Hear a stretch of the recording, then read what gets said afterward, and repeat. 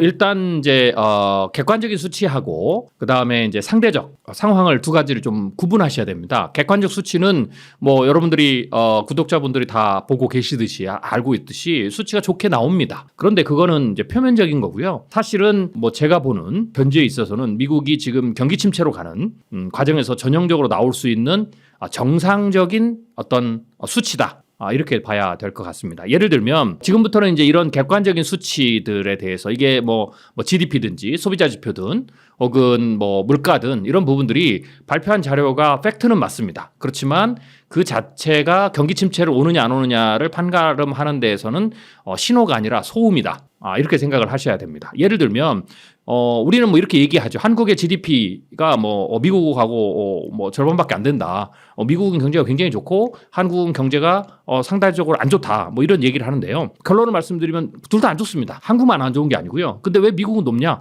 간단하죠. 인플레이션이 높으니까. 그럼 왜 한국은 GDP가 적냐? 인플레이션이 미국보다 낮으니까. 결국은 GDP라는 것은 인플레이션이 반영된 그걸 빼면 실질적인 성장률은 한국이나 미국이나 거의 비슷합니다. 네. 그리고 그 역시 그 숫자나 그 패턴, 그 진행 상황들이 이전의 경기 침체를 갔을 때에 나타났던 전형적 현상과 큰 차이가 없다. 이렇게 해석하시는 것이 지금부터 벌어질 상황에 대해서 여러분들이 좀 더 객관적으로 시각을 가질 수 있는 굉장히 중요한 준거점이다. 이렇게 생각하면 될 것 같습니다. 일단 연준이 지난 100년 동안 금리 인하를 차근차근 하면서 차근차근 질서 있게 하면서 경기 침체를 막은 적이 한 번도 없습니다. 그리고 인플레이션도 목표 인플레이치까지 내린 적도 한 번도 없습니다. 연준이 기준금리를 올리는 것은 우리가 잘 아는 대로 물가 상승을 막기 위한 거거든요. 근데 정확히 얘기하면 어떤 물가 상승을 막냐면 그대로 방치하면 하이퍼 인플레이션으로 가는 그 상승 추세를 꺾기 위한 겁니다. 그게 거의 전부입니다. 지금 그걸 겨우 꺾었다라고 보시면 되는 거죠. 그리고 이제 많은 분들이 제가 아까 이제 말씀드린 대로 경기 침체 확률이 80%다 그랬죠. 그럼 20%는 뭐냐? 그 노랜딩입니다. 네, 그래서 노랜딩 얘기가 나오는데 여러분 꼭 아셔야 될 게 경기 침체든 노랜딩이든 그냥 주사위를 던지면 8번은 아무 이유 없이 그냥 경기 침체고 2번은 노랜딩이고 운 좋게 이게 아니라는 겁니다. 경기 침체도 이유가 있고 노랜딩도 이유가 있습니다. 그러니까 이번에 노랜딩이 되면 과거에 지난 100년 동안 3번 정도가 노랜딩이 있었거든요. 기준금리를 쭉 인상한 다음에 그다음에 상방에서 멈춘 다음에 인하를 한 2-3번 한 이후에 경기 침체가 오지 않고 노랜딩으로 갔어요. 물론 이제 주가는 또 뛰었겠죠. 그런데 그때는 반드시 이유가 있어요. 오늘은 뭐 그 부분을 다 뭐 디테일하게 설명드릴 수는 없지만 이유가 있기 때문에 이번도 그때 3번과 동일한 조건들이라면 노랜딩이죠. 그렇게 보셔야 됩니다. 근데 제가 봤을 때는 동일한 조건 그거 노랜딩으로 가는 조건하고 비교했을 때 경기 침체를 가는 조건하고 비교했을 때 경기 침체로 가는 조건이 훨씬 더 지금의 현재 상황들이 닮아 있다. 이렇게 보셔야 되고요. 또 하나는 뭐 그럼에도 불구하고 뭐 세상은 새로운 어떤 일들이 일어날 수 있잖아요. 그래서 과거와 다른 어떤 노랜딩의 패턴 일어날 수 있죠. 충분히. 그것도 역시 20%의 확률로. 그러면 이렇게 생각하셔야 됩니다. 노랜딩이 온다라는 것은 많은 분들이 노랜딩 그러면 이제 위기 끝나고 좋은 세상 오고 경기 호황기 올 거다. 이렇게 생각을 하시는데 그거는 절반만 하시는 겁니다. 지금부터 노랜딩을 주장하는 모든 학자들이나 모든 언론들이나 기관들은 뭐라고 얘기하냐면 나머지 반절도 같이 얘기를 하셔야 됩니다. 나머지 반절을 얘기하지 않고 있거든요. 나머지 반절은 뭐냐면 과거의 사례도 이제 마찬가지입니다. 대표적으로 최근에 노랜딩 미국의 사례가 1995년 모델이에요. 대부분 다 지금 그걸 얘기하고 있거든요. 1995년은 지금 연준의 기준금리가 더 높게 올렸어요. 6% 이상 올렸고 그리고 한 상반에서 한 6-7개월 버틴 다음에 한 3번 정도 내렸습니다. 그리고 나서 경기 침체가 오지 않았어요. 그리고 이제 주가는 다시 2단 뛰기로 한 번 더 확 버블이 올랐죠. 그때 상황을 얘기하는데 그래서 이제 주식시장도 다시 이제 기준금리를 내리면 다시 이제 대세 상향하는 것이 일어날 수 있다. 노랜딩이면 이번에 그렇게 가능합니다. 네, 그건 맞습니다. 주식시장 대폭락이 옵니다. 대폭락이 아니라 대참사가 옵니다. 2002년 닷컴 버블이 그랬습니다. 왜냐하면 간단합니다. 버블의 법칙이 있는데요. 버블은 반드시 꺼진다. 이게 버블의 첫 번째 법칙. 두 번째, 많이 오르면 많이 꺼지고 적게 오르면 적게 꺼진다. 세 번째는 버블이 대붕괴가 시작되면 버블이 시작됐던 이전보다 더 낮게까지 떨어진다. 그래서 이번에 털고 못 가면 이번에 털면 뭐 나스닥으로 한 40%에서 선 정도 이제 조정이 되겠죠. 물론 그리고 다시 회복이 됩니다. 근데 이번에 그걸 못 털었으니까 다음번에도 40% 두 개 합쳐서 80% 넘게 터집니다. 그게 닷컴 버블 때 나스닥이 87% 폭락한 이유입니다. 그래서 그것까지도 같이 보셔야 같이 가지고 노랜딩을 얘기하셔야 됩니다. 어떤 게 오는 게 나을까요? 그냥 이번에 경기 침체 맞는 게 낫습니다. 그럼요. 왜 우리가 감당할 수 있는 수준에서의 경기 침체를 맞는 게 낫지. 그리고 만약 그렇게 되면 실물 경기 침체는 참고로 낙헌법 볼 때 2년 이상 갔습니다. 미국이. 예, 이번에 경기 침체가 오면 6개월에서 12개월을 끝나거든요. 안 오면 그냥 4, 5년간 조금 더 늦춰놓고 그 다음에 전부 다 몰아서 맞습니다. 실물 경기도.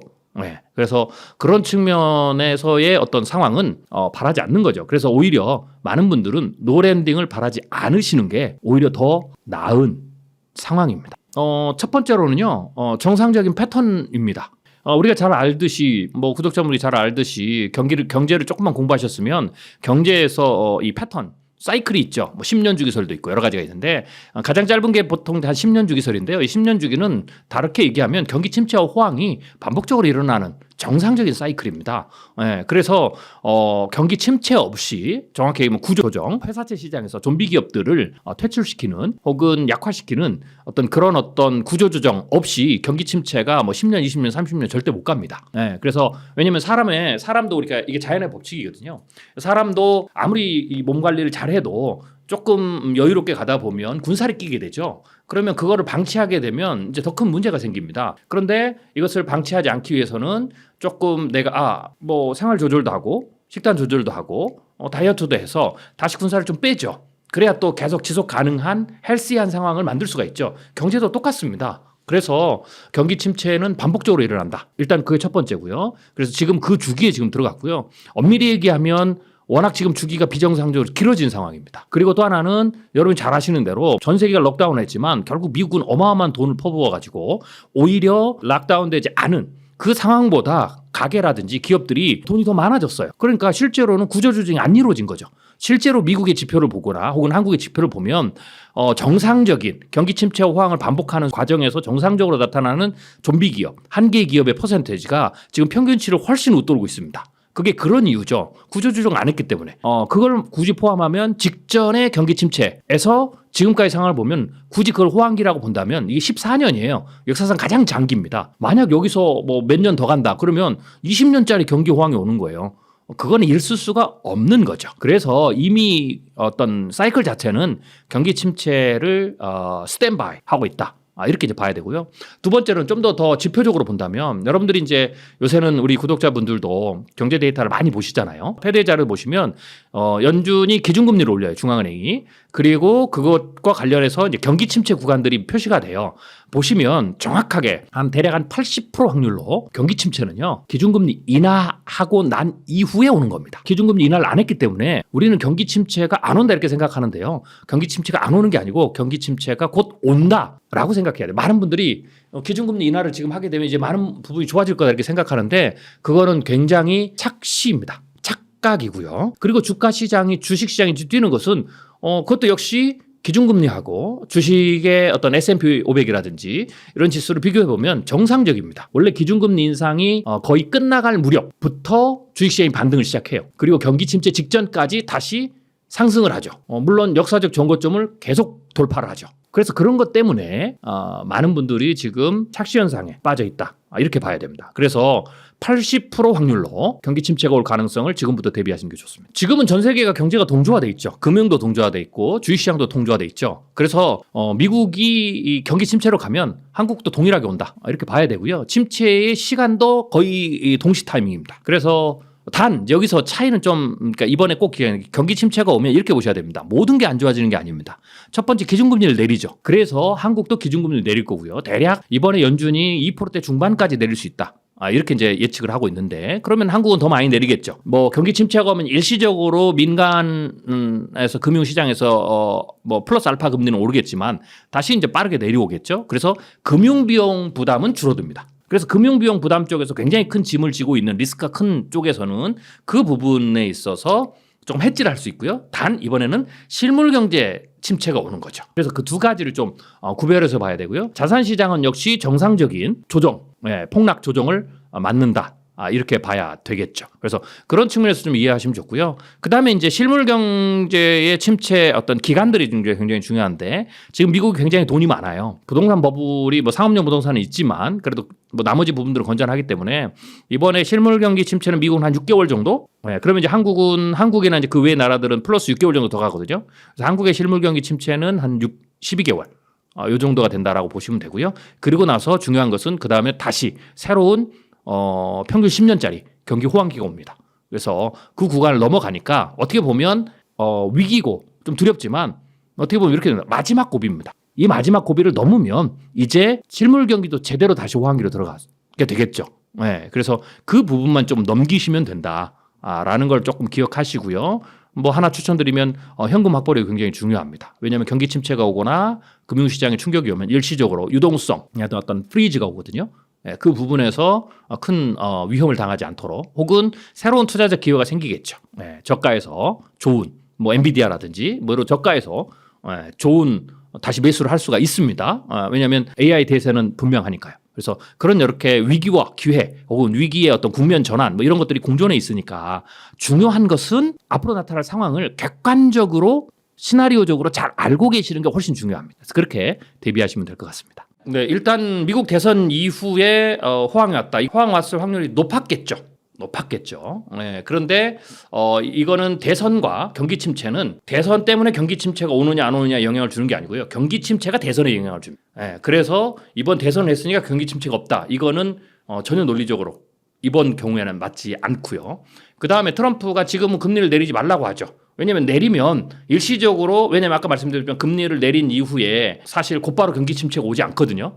조금 더 기간이 좀 필요하죠. 그렇게 봤을 때 오히려 그 타이밍에는 오히려 많은 사람들이 조금 긍정적으로 좋은 어떤 필링을 느끼게 돼요. 그러니까 이제 트럼프가 그건 이제 불리하죠. 그래서 내리지 말라고 하는 거고요. 그 다음에 본인이 되고 난 다음에 금리를 내려라 한다고 해서 중앙은행이 내리지 않습니다. 그건 별개의 문제고 중앙은행이 알아서 내릴 건데 그래서 그거는 트럼프가 중앙은행을 압박하는 거 상관없이 금리를 내리는 구간입니다. 이제 그렇게 이해하셔야 되는 거고요. 그리고 오히려 경기 침체를 겪고 난 이후에 한 1년 정도 만약에 겪으면 트럼프 행정부 일기에 2, 3, 4년이 경기 호황기 구간입니다. 자연적으로. 트럼프가 잘하든 상관없이. 제가 이렇게 말씀드리는데요. 이렇게 이제 예측도 했는데 미국의 다음 행정부는 트럼프가 되든 바이든이 되든 상관없이 경기 침체 이후에 호황기로 들어갑니다. 그리고 그 다음 행정부도 호황기죠. 그렇게 구간이 되는 겁니다. 그래서 뭐 트럼프가 잘하나 못하나 상관없이 이렇게 되는 거고요. 물론 트럼프는 법인세를 내리는 게 조금 더 민주당과 차이점입니다. 그래서 법인세를 내리겠죠. 그래서 경기 침체를 지난 이후에 경기 침체 오히려 거꾸로 오면 법인세를 내리는데 명분을 또 얻겠죠. 그렇게 여러분들이 해석하시는 것이 조금 더 객관적인 해석이다. 음모론 가지 마시고요. 만약에 노랜드로 가면 무슨 문제가 생기냐면 경기 호황기가 10몇 년, 16, 7년입니다. 그러면 어쩌면 다음번 대선 때 공화당 주자가 이제 누가 나올지 모르겠지만 그때 닷컴 버블처럼 오면 그냥 정권 바로 교체입니다. 네, 그래서 그거는 트럼프 혹은 공화당에게도 좋지 않은 시나리오입니다. 그리고 미국 정부가 이 큰 패턴 어떤 미시적인 부분에서는 영향을 주고 약간의 딜레이는 줄 수 있지만 근본적인 패턴을 바꾸는 것은 어렵습니다. 그래서 그렇게 조금 정리하시는 것이 조금 더 낫다. 이렇게 보시면 되겠습니다. 당장은 아니겠죠. 그런데 그게 1년, 2년, 3년 쌓이면 전 충분히 가능하리라고 봅니다. 미국의 경쟁력을, 미국의 기술력을 우리가 좀 얕봐서는 안 됩니다. 반도체를 만든 나라가 미국입니다. 그래서 미국의 기술력을 얕보면 안 되고요. 미국이 자체 기술력만이 아니라 반도체 공장들을 대만이든 한국이든 일본이든 뭐 이렇게 다 투자를 하게 되면 기술에 대한 뒤에서 기술에 대한 정보 뭐 이런 것들도 얼마든지 가져갈 수 있는 그런 조건들이 다 형성돼 있는 겁니다. 그래서 정부가 저렇게 밀면 저는 충분히 쫓아올 수 있다. 이렇게 봐야 되고요. 또 하나는 일본도 굉장히 조심하셔야 됩니다. 일본은 훨씬 더 잘합니다. 그래서 우리나라는 물론 미국 자체가 미국의 한 나라가 우리나라 메모리 반도체에서 그래도 여전히 전 세계 아성을 가지고 있는데 이거를 유일한 경쟁자다 이렇게 보진 않습니다. 오히려 우리가 지금 거대한 공룡인데 미국, 일본 그리고 중국이 뭐 낮은 거지만 쫓아오고 또 하나는 베트남이나 아까 제가 인도 뭐 이런 데죠. 이런 데가 마치 우리 1980년대 반도체 처음 시작하는 것처럼 그래서 우습게 보지만 이들도 10년, 20년 지나면 우리가 1990년대, 2000년대 올라오면서 일본을 막 밀어냈거든요. 그런 어떤 잠재적인 그런 경쟁자죠. 그래서 일대 다의 구조입니다. 그래서 경쟁을 한국 반도체의 어떤 그 메모리 시장에 대한 수성을 1대1로 보면 안 되고요. 뭐 한국과 중국 혹은 한국과 미국 이 구도로 보면 안 되고요. 1대1에서는 충분히 다 이길 수 있죠. 근데 1대 다 구도입니다. 그리고 모두가 다 한국을 공동의 적으로 생각하고 있죠. 그런 측면에서 우리가 새로운 시각을 좀 가지고 앞으로 다가올 경쟁의 구도를 조금 심각하게 진지하게 바라볼 필요가 있습니다. 그러니까 이제 6월 달이 끝났으니까 상반기는 끝났죠. 이제 2분기가 끝났으니까 2분기 끝난 시점에서 미국 시장과 세계 시장 경제를 놓고 보면 미국만이 홀로 가는 경제였다라고 말씀드릴 수 있겠고, 미국만이 홀로 가는 와중 속에서 유럽은 이제 전전긍긍하는 형태였고, 중국은 오리무중 도대체 어떤 일이 벌어지고 있는지 너무 안개가 많이 끼어 있는 상태였고, 일본도 마치 잘 나가고 있는 것처럼 보이지만 좀 냉정하게 말씀드리면 속빈 강정의 모습을 띠고 있었다는 거. 한국 경제는 한중일 관계 속에서 찾아봐야 될 점이 하나가 있고, 또 한미일 관계 속에서 찾아봐야 되는 점이 있는데, 제가 제 경제 단판 유튜브에서도 말씀을 드렸는데, 우리나라 경제에는 정책의 목표와 비전이 상실된, 실종된, 또 불확실한 그런 상황이 지속되다 보니까 도대체 뭐 때문에 경제를 하고 있는지에 대한 그 목적의식이 불분명해지고 있는 그런 상황. 이게 뭐 이번 정부뿐만이 아니라 문재인 정부를 비롯해서 과거 역대 정부의 저는 이제 잃어버린 30년을 굳이 찾자면 뭐 이 의견에 동의하시 않으실 수도 있는데, 김영삼 문민정부부터 시작을 해서 김대중, 노무현, 이명박, 박근혜, 문재인, 그리고 지금 현 정부까지 7번의 정부가 들어섰고 7번에 6번째는 중간에 3년 차에 탄핵이 다 있으니까 약 30년이 넘었죠. 사실상 IMF 외환위기 이후에 한국 경제는 김대중 정부 당시에 외환위기를 탈출했다 선언을 했고, 노무현 정부 때는 한미 FTA를 추진하는 등 나름대로 역할을 하려고 노력을 했지만, 이 국민들의 의식 수준과 어떤 정치적인 이데올로기적인 편향성, 그리고 정신적인 파시즘을 추구하는 진영 간의 논리, 이런 대립으로 국민들을 서로 이렇게 이간시켜 놓다 보니까 경제하려는 의지가 많이 실종된 상태에서 잃어버린 30년이 우리도 모르는 사이에 일본처럼 이미 지나가고 있다, 이렇게 평가가 되는 것 같아요. 그래서 이제 이 부분에 대해서 상반기를 요약을 하면 뭐 상당히 근시안적이고 단편적인 거기 때문에 저는 이렇게 말씀을 드리면 어떨까 싶습니다. 1년 내내 산업 기술적인 측면에서는 AI가 화두로 떠올랐었고, 그리고 미국 연준의 금리 정책의 향방을 가지고 뭐 6번 금리 인하할 것이다, 3번 할 것이다, 뭐 한두 번 할 것이다라고 하는 의견들이 여러분이 잘 아시는 월가에서 나왔었다는 것, 그리고 미국의 많은 연은 총재들과 경제학자들 사이에서도 의견이 분분했다는 것, 그 와중에 미국의 소비시장과 노동시장이 상당히 강세였다는 것, 이 점들을 아마 눈여겨보셔야 될 것 같고, S&P 500도 그렇고 나스닥과 다우지수가 모두가 다 20% 이상 상승하는 그런 모습을 보이면서 미국 경제는 홀로 서기 하는 것처럼 보였지만, 과연 그 속내는 어떤 건지 이제 들여다봐야 되는 시점에 왔다. 한미일 관계에서 중요한 거는 미국이 이 IRA 법안이라든지 칩스 법안, 기후환경 관련된 여러 가지 법안들을 가지고 소위 미국화를 시도하면서, 그러니까 트럼프 정책 때 The Great American Again이라고 하는 그 슬로건이 바이든에 와서 결코 국가 이해관계에 배치되지 않기 때문에 그대로 존속되고 있다. 그래서 배터리라든지 로봇이라든지 반도체라든지 AI라든지 모든 인프라와 데이터 관련된 산업들이 미국 내로 지금 끌려 들어오고 있는 그런 상황. 그런 상황 속에서는 겉으로는 미국 달러화가 강세를 보이고 있고 미국 금리가 높기 때문에 당연히 자금 역시 미국 안으로 들어오고 있는 그런 상황. 이제 그런 상황 속에서 미국 경제가 호황일 수밖에 없죠. 자, 이렇게 미국이 홀로 서기 하는 것처럼 보이는 와중에 과연 일본의 모습은 어땠는가를 들여다보시면, 일본도 미국 따라서 하느라고 TSMC를 구마모토 현에다가 유치를 하면서 반도체 산업의 부흥을 부르짖고 있는 그런 상황이었지만, 그럼 이게 무슨 문제냐? 문제가 되는 게, 일본은 뭐 일본 경제사에 대해서는 제가 전문가가 아니기 때문에 간략히 말씀드리면 1945년 히로시마 나가사키 원폭으로 두들겨 맞고 곧바로 재벌 해체에 들어갔습니다. 군정은. 왜냐하면 미쯔비시나 미쯔이 같은 이런 재벌계 기업들이 결국 군수산업을 일으켜서 2차 세계대전의 전범의 역할을 하는데 중요한 역할을 했기 때문에 이제 그런 점에서 재벌 해체에 들어갔다. 지금 일본의 기업 형태는 재벌 중심의 선단 형태가 아니라 각계격파하는 그런 형태다. 그중에서 도요타 또는 혼다, 닛산 같은 자동차 회사들이 이제 주축을 이루고 있는 것이고 반도체 시장은 거의 없고 그다음에 배터리 시장도 거의 없고 그렇지만 최근에 배터리도 파나소닉을 비롯해서 미국에 공장을 짓고 있는 그런 모습들을 보이면서 결국은 두 가지를 이제 알게 됐죠. 일본 같은 경우에는 엔화를 160엔을 뚫고 지나가도록 내버려 두고 있다는 것, 미 의회는 즉각적으로 환율 조작국으로 지정했다는 것. 그렇지만 미국은 그게 하나의 쇼일 가능성이 크다는 것, 어느 정도 일본 엔화의 약세를 놔두고 지켜볼 가능성이 크다는 것. 왜? 중국을 견제할 수 있는 국가가 상대적으로 일본이라는 점에서 미국은 그렇게 할 수밖에 없는 것 같습니다.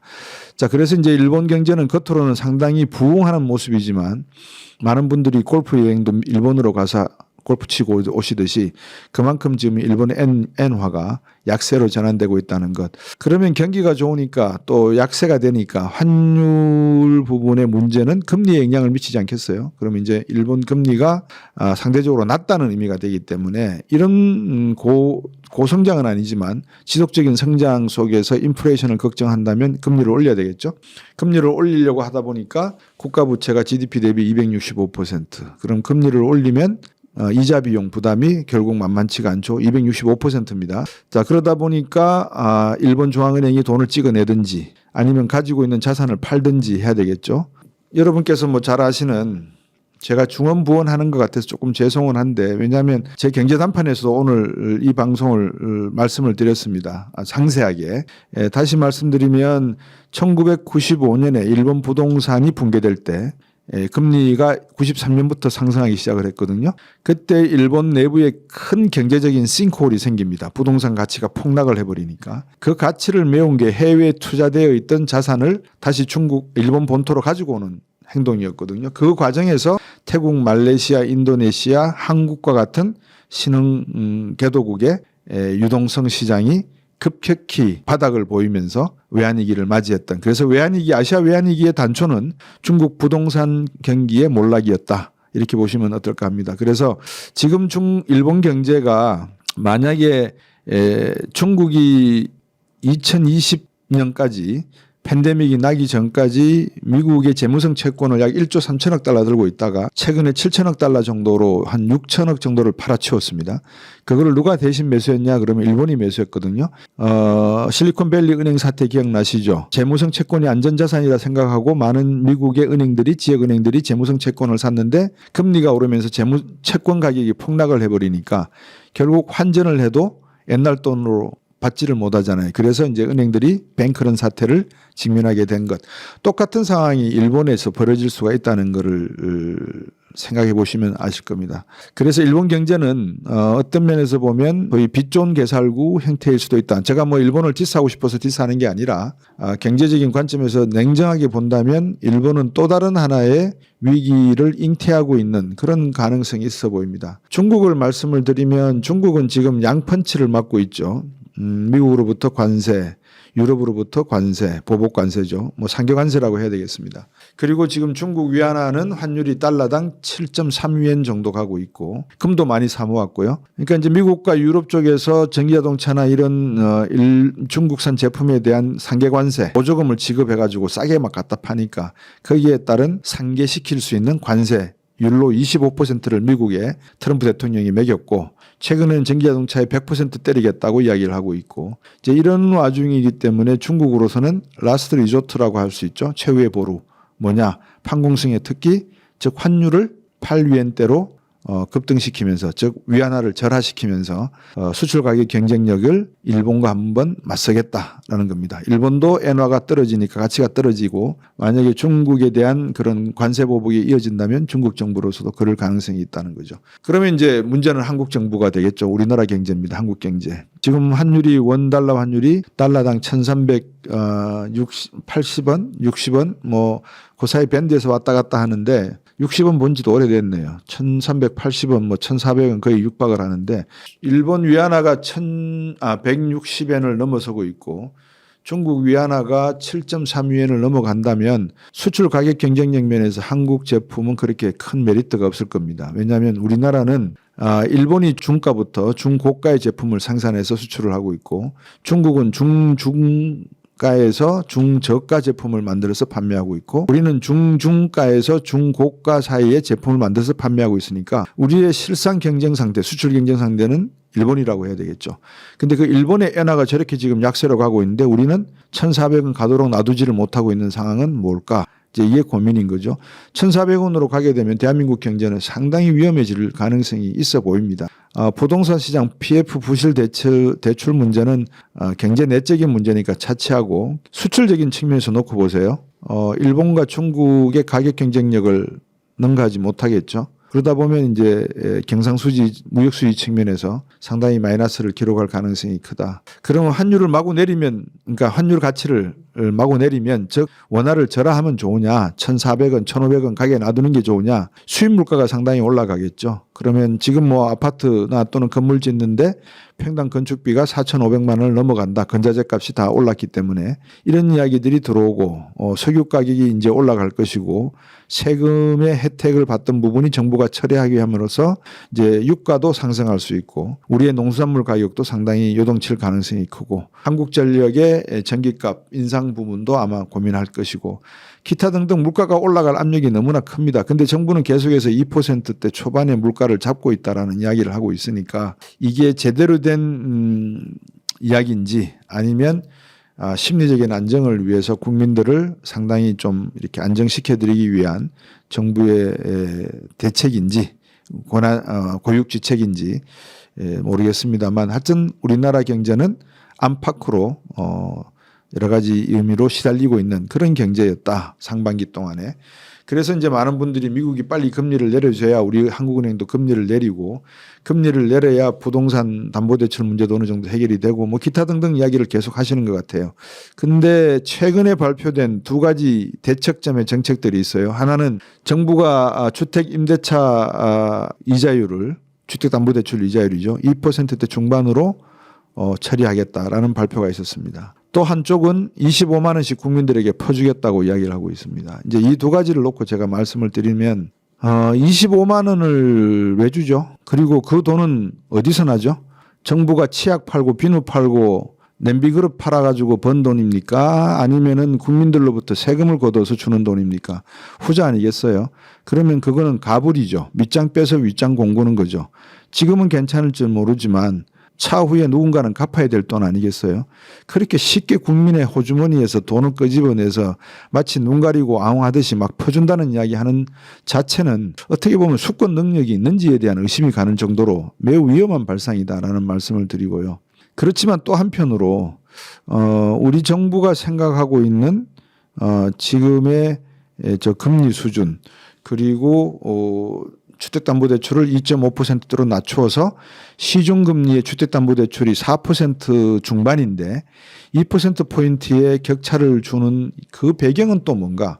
이 역시 세금이에요. 무슨 말씀이냐면 시중은행으로 하여금 너들 횡재세 안 때릴 테니까 그동안 팬데믹 때 취했던 수많은 이익을 너희들끼리 이런 표현이 좀 그렇습니다만 사내에서 잔치를 하는 거는 모르겠지만 국민들이 지금 고통스러워하니까 주택담보대출을 2% 중반 금리로 낮춰서 제공을 해라. 그게 바람직하지 않느냐. 그래야 또 내수가 살고 부동산 경기가 살지 않느냐라고 생각해서 쓰는 것이다. 그러면 이것도 눈 가리고 아웅이라는 거죠. 왜냐. 시중금리가 4.5%고 정부가 2.5%를 주면 그러면 은행은 2%포인트의 갭을 떠안아야 되는데 질문 드릴게요. 은행 자본가들이 이 세리들이 2% 금리 차이를 떠안을 정도로 그렇게 자비롭고 자애로운 사람들인가 하는 질문을 드리는 거예요. 아니죠. 그러면 그 2%는 누군가 또 메워줄 겁니다. 그 시중은행들에게. 누가 메울까요? 정부가. 어떻게? 세금으로. 그러니까 세금을 가지고 한쪽은 오른손 한쪽은 왼손으로 이렇게 할게 저렇게 할게 하면서 결국 부담을 다 미래 세대들에게 또는 국민들에게 떠넘기는 형태의 분배 정책을 쓰면서 선심 정책으로 전환하고 있다. 이걸 갖다가 민생 경제 살리기라고 한다면 이건 정말 사기다. 저는 그렇게 보여집니다. 그래서 대한민국 경제에서 지금 가장 큰 문제는 정부가 이 대한민국 경제를 어느 방향으로 끌고 갈지에 대한 정확한 목표의식이 없다는 것. 통화정책만 놓고 보더라도 한국은행, 중앙은행은 실업률과 물가 안정입니다. 정책 목표가. 그러면 우리나라 물가가 2%라면서요. 우리나라 실업률이 뭐 3. 몇 %라면서요. 그러면 금리 올릴 필요가 있나요? 금리 낮춰야죠. 근데 금리 안 낮추잖아요. 못 낮추잖아요. 그러니까 이런 형태의 정책은 통계 지표가 잘못됐으면 통계 지표를 바로 잡든지 예를 들어서 부동산 임대료를 갖다가 소비자 물가에 포함을 시킨다든지 뭔가 정책적 변화를 가져와서 제대로 된 시장의 신호를 참고해서 국가가 국민들에게 비전을 제시하고 이거를 따라갈 수 있는 경제적 심리적 어떤 환경을 조성해 주는 게 바람직할 것 같은데 지금 대한민국 경제는 그렇지 못하다는 점. 그저 눈 가리고 아웅하는 데만 급급했다는 것. 양쪽 다.